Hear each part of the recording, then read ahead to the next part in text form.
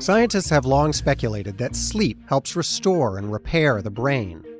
Now, researchers studying mice have found evidence that the cerebrospinal fluid that washes through the brain flushes out potentially harmful proteins.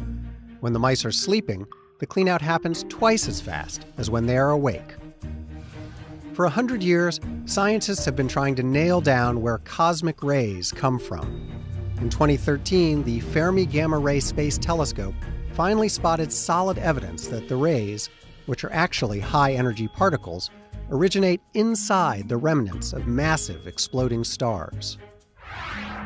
When viruses attack bacteria, the bacteria fight back. And that defense has inspired a remarkable gene editing technique. Called CRISPR, it allows scientists to use a protein to perform microsurgery on genes with astounding precision. CRISPR could help enable a boom in genetic engineering research. Biologists call them organoids, miniature organs grown in the lab. That used to be science fiction, but this year, researchers using stem cells grew mini kidneys, liver buds, and even rudimentary brains the size of an apple seed. Here's a humbling thought. Most of the cells and DNA in your body don't belong to you. They belong to bacteria that live inside of you. In 2013, researchers made important progress toward figuring out how these microbes and their DNA might help physicians treat malnutrition, cancer, and other diseases. Perovskites are materials that could make solar power cells cheaper, easier to make, and very good at converting sunlight into electricity. But they're not up there yet with commercial silicon solar cells.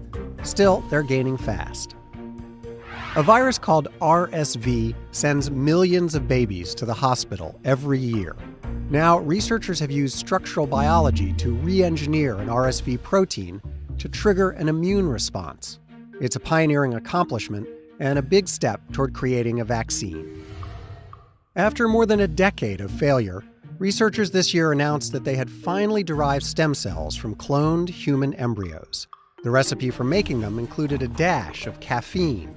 The stem cells can develop into any type of cell in the body, and that could help scientists study and treat disease. Now here's a concept: see-through brains. Scientists this year learned to make brain tissue as clear as glass. By chemically removing fatty lipids that scatter light, researchers opened a window onto hidden structures inside. And now for this year's breakthrough, a whole new way to treat cancer. Cancer immunotherapy attacks tumors by harnessing a person's immune system. This year saw promising results from clinical trials. Researchers successfully treated a number of different types of cancers. But this is very much a work in progress. It only helped a handful of patients, and there's still a lot to learn about how this therapy works.